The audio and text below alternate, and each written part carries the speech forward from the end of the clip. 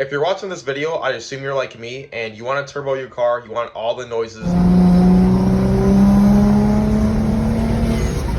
want all the cool stuff that comes with turbo in your car, and mostly you want more power, right? Maybe you're on a little bit of a budget, you work at Domino's or Starbucks or whatnot, and you can't just spend $10,000-$15,000 on a car, right?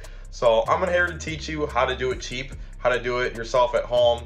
And it's actually really not that complicated, guys. If you know cars a little bit, all you gotta do is watch some YouTube videos, do a little bit of research, take some time, put a little bit of money to the side. You're gonna need some money. Obviously, it's not free, but you definitely can do it. I did it, and I worked minimum wage jobs at the time I boosted this car.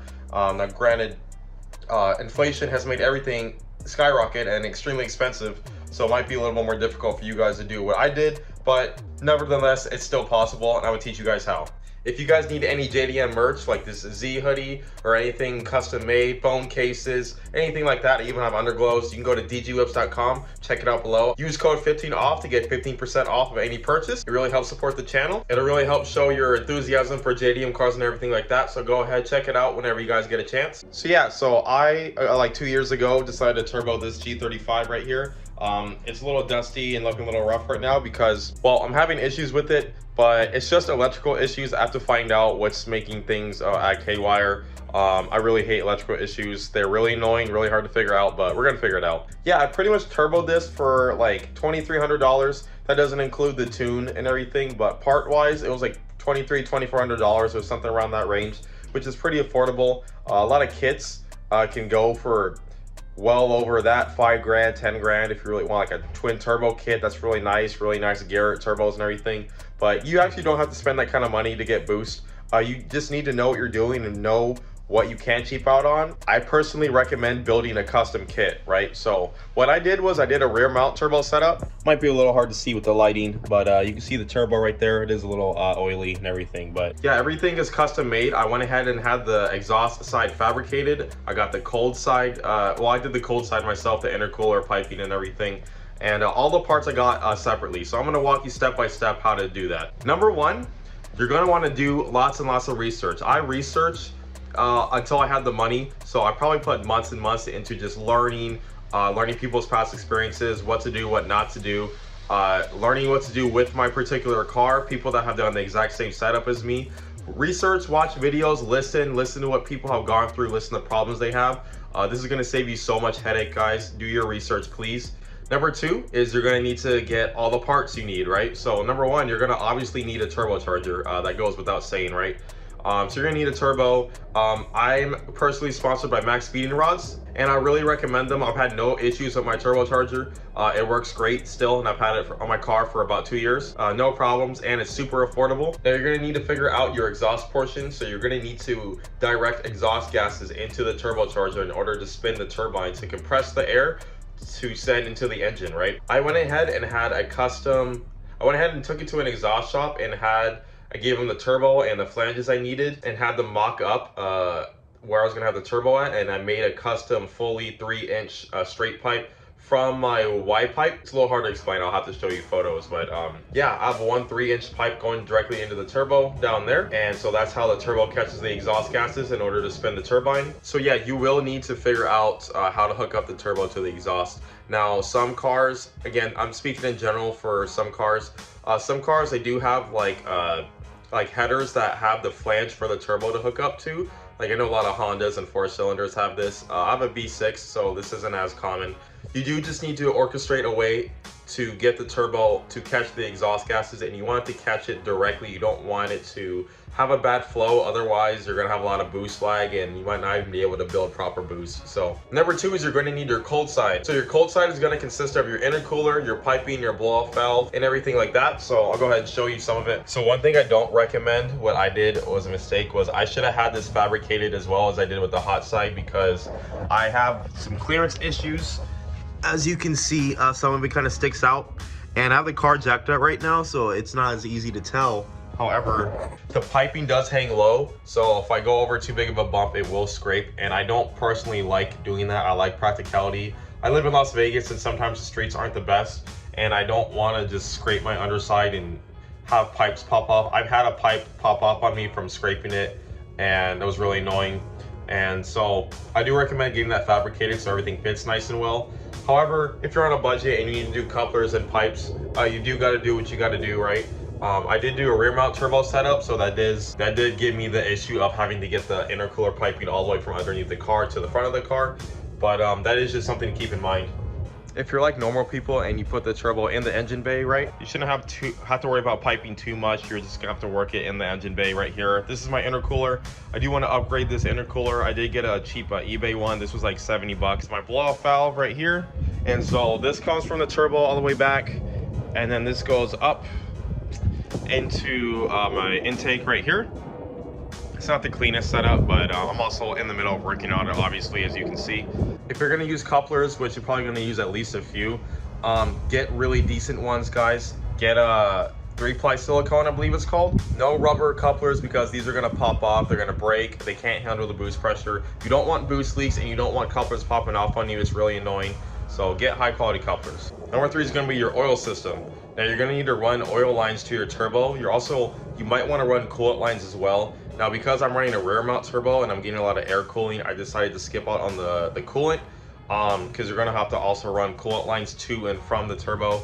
And I didn't want to do that, and a lot of people don't, and honestly it's fine. I've had no issues with it as long as you're running proper oiling.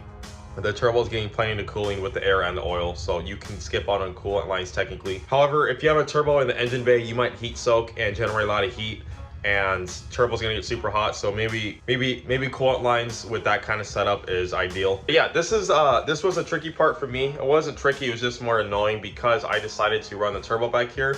That means I either have to run a full separate standalone oil system in the trunk for the turbo itself, or I can run oil lines all the way from the front to the turbo and then return it all the way to the back.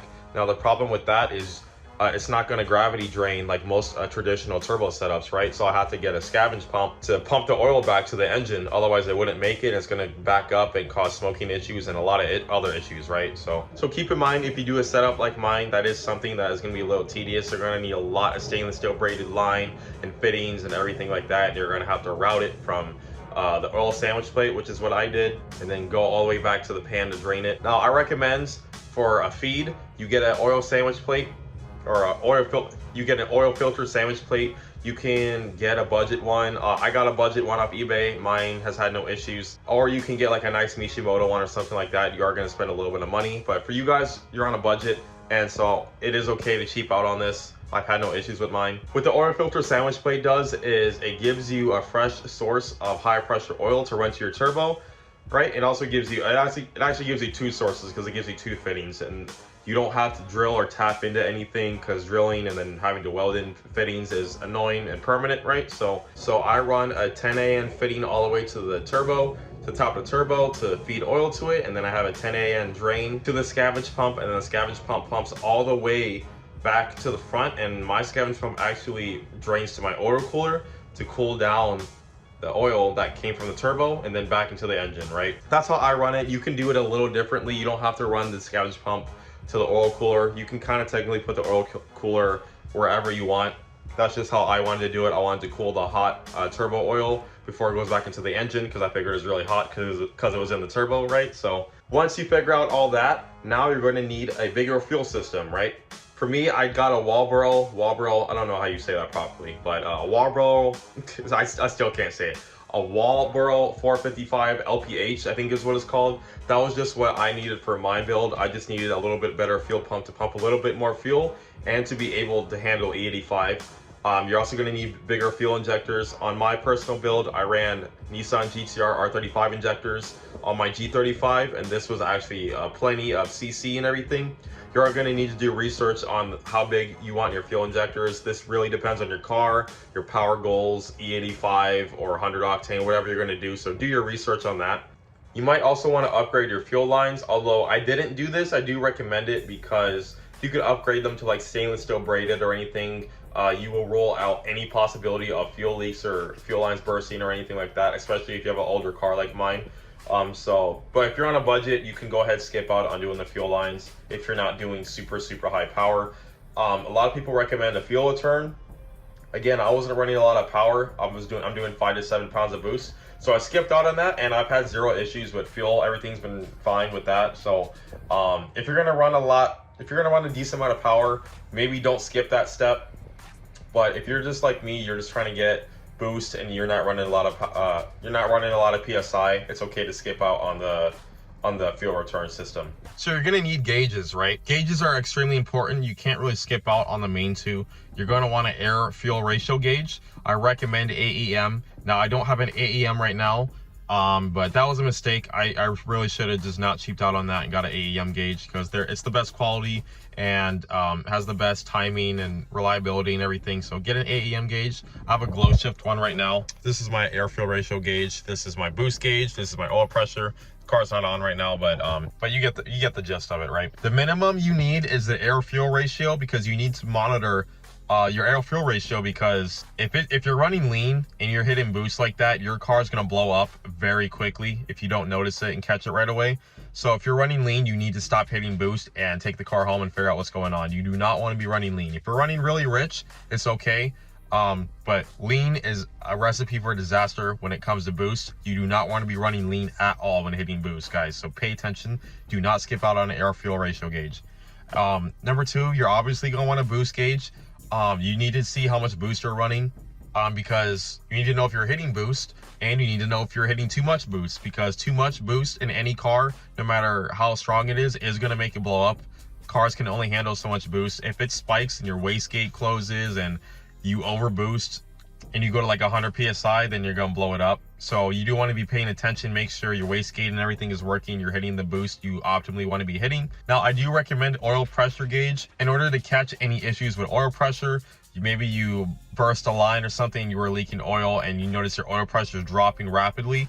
You might be able to save your engine if you have an oil pressure gauge and you're able to catch your oil pressure is dropping below safe levels. However, if you don't have one, then you might not know till it's too late. So it's just a preventative thing. I don't like to blow up engines, guys, so I'm trying to give you guys advice on how not to do that. The last thing you're going to need is either a standalone ECU or you're going to need a flasher ECU. Now, a standalone ECU is actually pretty expensive. These can go for like over $1,000. I haven't even checked recently. Everything has gone up with inflation. These might be like $2,000-$3,000 now. So I didn't want to do that. That was a lot of money. So I went ahead and just flashed my ECU. I use UpRev. That's just my particular car with my year G35 Infiniti and everything. You're gonna have to do your research on what software you can use for your car. Again, I'm just speaking in general for everybody that wants to boost their car. I assume you're like me, you have some JDM or domestic car you want to boost. So I'm just giving you a general guideline on how to do things. But this is probably going to be one of the more expensive things you spend money on, is flashing your ECU and then being able to tune it.